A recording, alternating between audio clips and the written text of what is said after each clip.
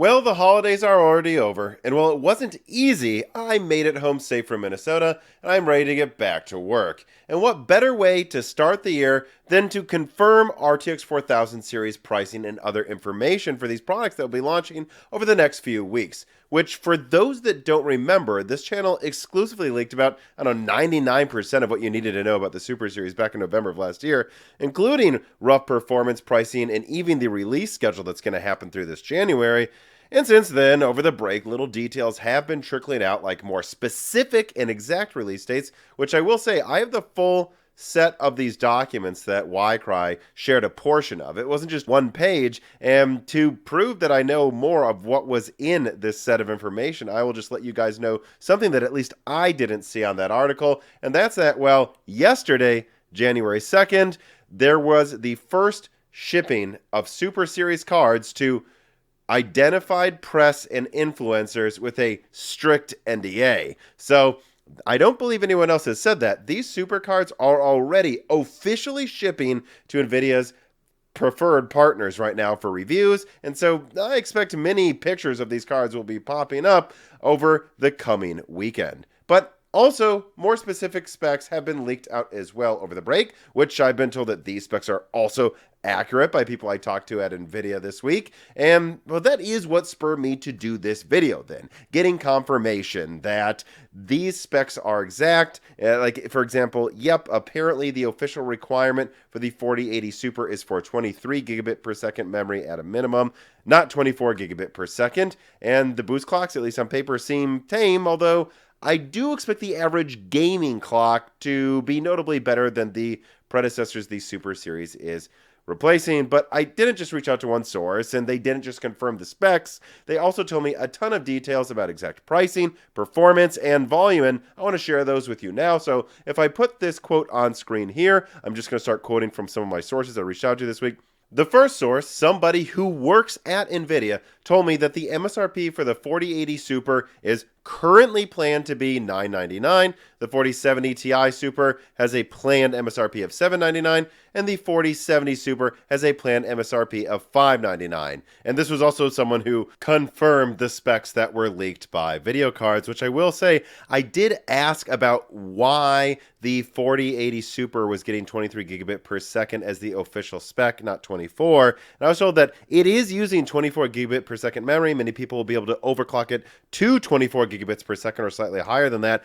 But the PCB on the 4080 that they want to reuse for the 4080 Super, at least with stock voltages and components, does not easily get above 23 gigabit per second, so they're leaving it there. Oh, and by the way, yeah, the 4070, that is remaining with a new official MSRP of $549, whereas the 4070 Ti and 4080 non-supers, those are just going to be end of life, and they don't have enough stock left around to be expected to really need a price cut too. But anyways, this is pretty much in line with the most aggressive pricing I was expecting back in November. And then another source, someone who is a distributor, said that they can confirm the current 4070 Super pricing is set to be $599, 4070 Ti Super also $799, and they couldn't confirm 100% that the 4080 Super would be $999, but a lot of the models are listed where they would be if that was the starting price, although some looked weird, and this person thinks that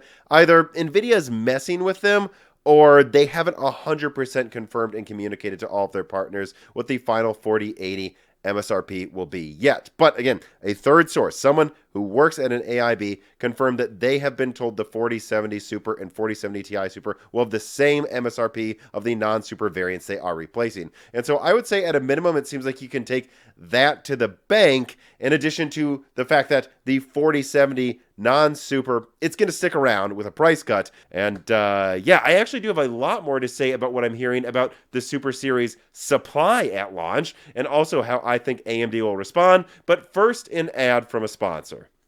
Looking for a comfy recliner that doesn't break the bank? Then look no further than the FlexiSpot Swivel and Rocking Recliner XR4. This piece of content is sponsored by the FlexiSpot XR4 rocker recliner. Whether you need another chair in your living room for when you're hosting guests or something to unwind in after a long day of work, or you want your dog or cat to have something comfy to sit in, well, you get the whole couch to yourself. The FlexiSpot XR4 is a great choice. The XR4 integrates a USB port for charging your phone after work, holds up to 300 pounds, utilizes an extended footrest, has a swivel and rocker base for flexibility, has a manually adjustable headrest with 3 positions, and has a max recline angle of 125 degrees that electrically reclines via the same motors FlexiSpot's legendarily reliable standing desk utilized for optimal comfort and longevity. And it actually fits me fine, and I'm somebody who's 6'1". I don't know, it fits me even though I'm tall, and I actually like that it is a bit more compact than the standard recliner. It doesn't just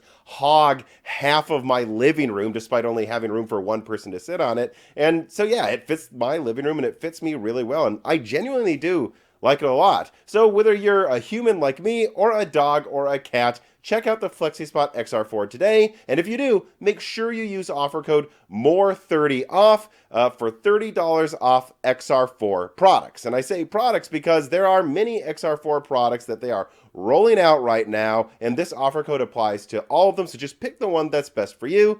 And using this code, or even just clicking on the link in the description, helps the channel a lot. So support Moore's Law is Dead and support your comfort with the FlexiSpot XR4 today.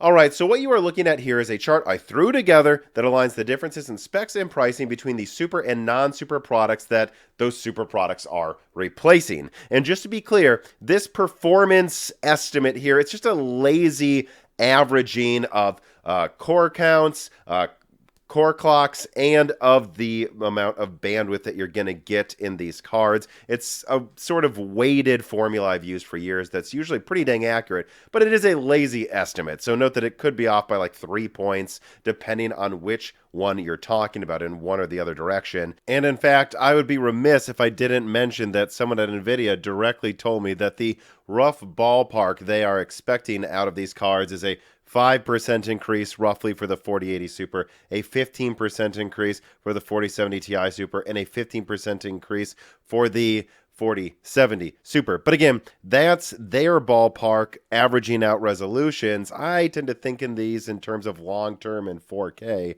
where I would think that the 4070 Ti Super is going to age even better because it does have 4 more gigabytes of RAM and 33% more bandwidth. But just know again, these are rough estimates based on specs you're seeing on screen here.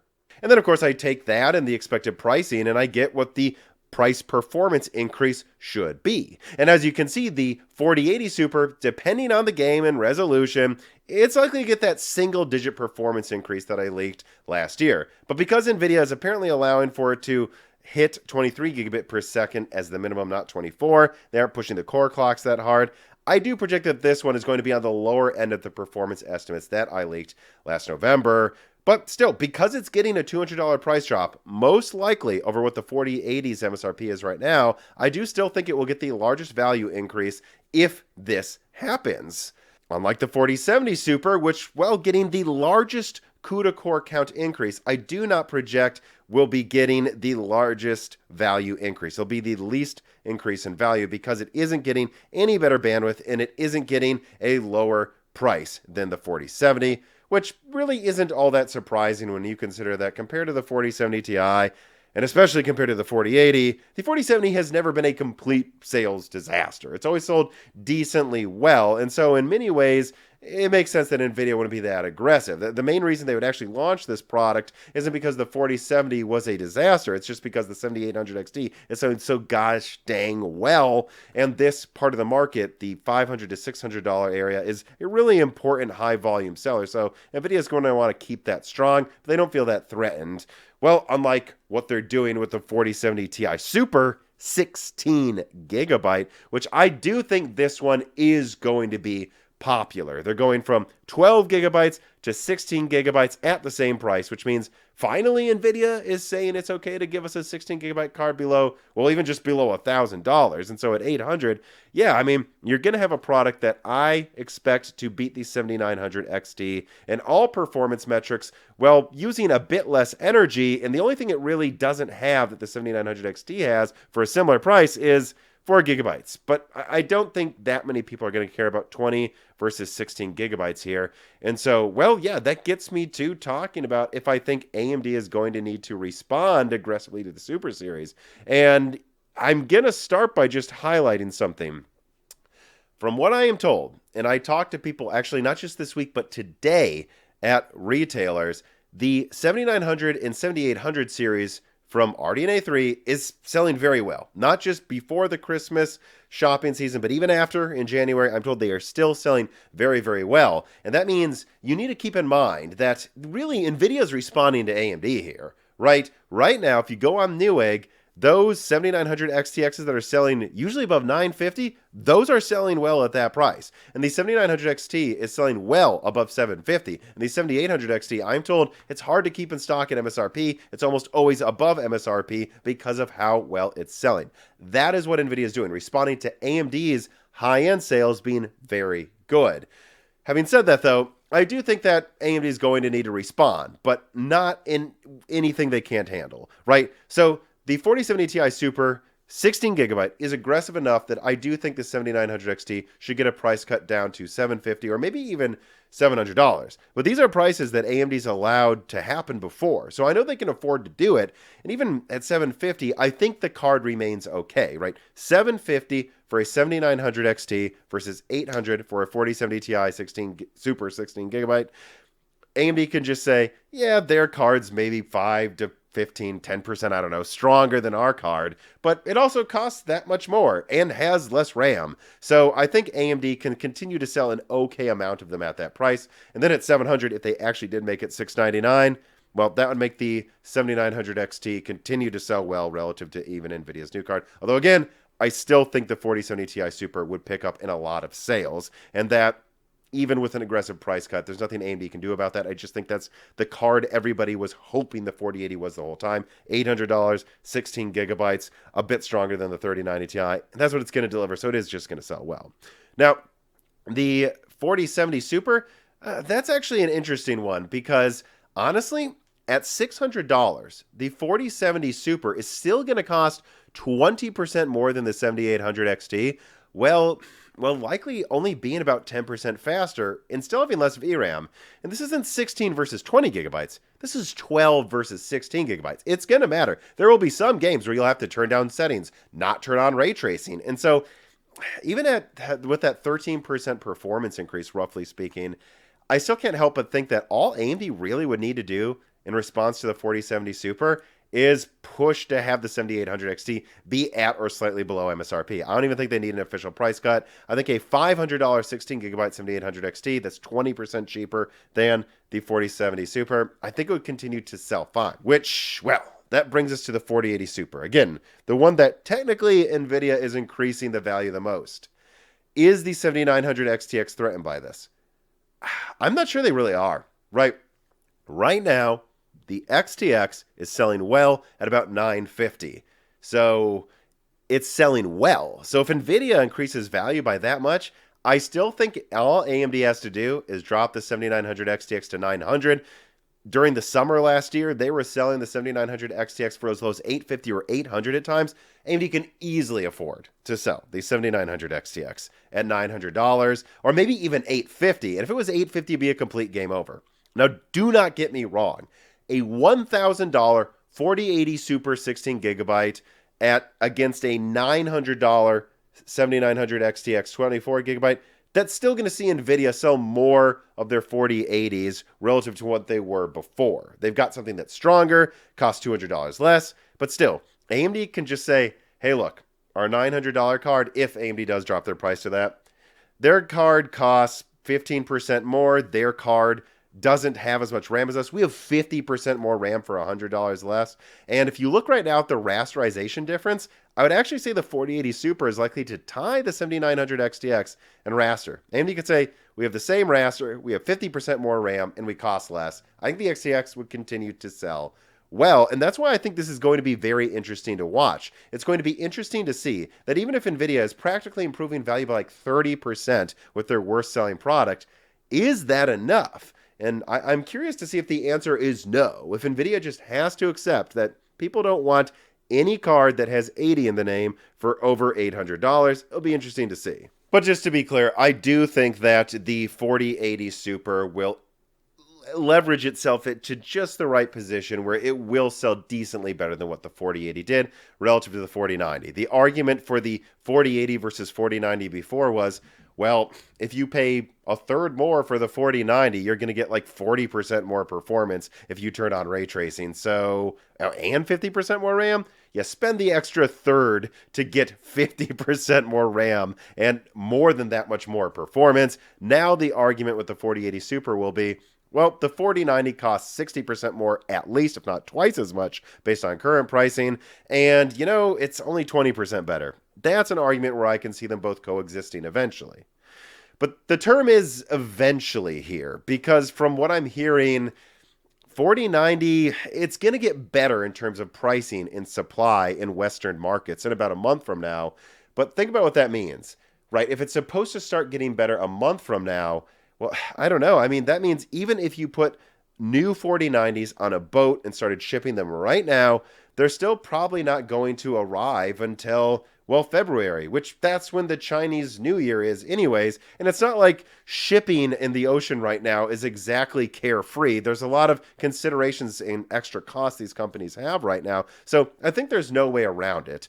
The 4090 will see its pricing and supply in Western markets start to improve in about a month from now. But I really don't think it's until March or quarter two that it's really going to start to feel normal again. And thus, I think the 4080 Super actually will sell okay, at least at first, because there are those people that just want the best Nvidia card that doesn't cost over $2,000. And for the first month of the year, that's going to be the 4080 Super. There are just some people that refuse to buy AMD. And, well, I think now the 4080 Super is at least good enough that it isn't just rat poison like it was before. And so the Nvidia faithfuls that want almost the best will be willing to buy it finally. Although, I guess the final thing I have to say in this video is that from what I am hearing, initial supply of Super products might not be that great intentionally. At least a couple of my sources are hearing that at launch, there will be a somewhat real launch, but then not a lot of follow-up shipments as Nvidia tries to make it so people are tempted to buy up the old 4080s and 4070 Ti's before they are entirely replaced. And so I don't expect Nvidia to open up the floodgates on Super supply until they're done getting rid of the 4080, basically, which, again, they stopped producing that card months ago. I think maybe even half a year ago, if I remember correctly, or more. So maybe that won't take very long, but it's just something to keep in mind.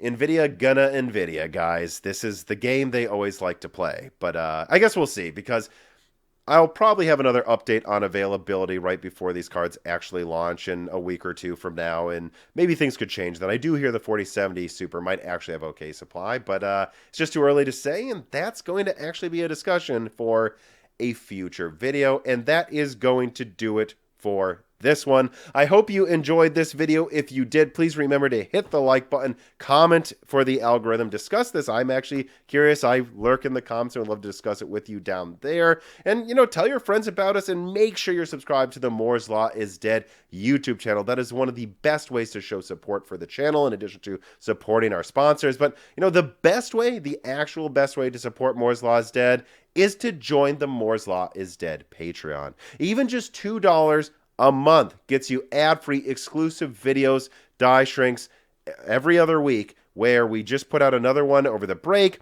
talking about the future of x86 and Intel's fabs. All of that extra content, there are hundreds of extra videos for you with no ads in them, only for patrons. It's just $2 a month. And higher tiers, of course, get to ask guest questions. We have a ton of exciting guests I'm excited to announce soon over the next couple months. And you can ask me and Dan questions for free. You can get free questions on loose ends.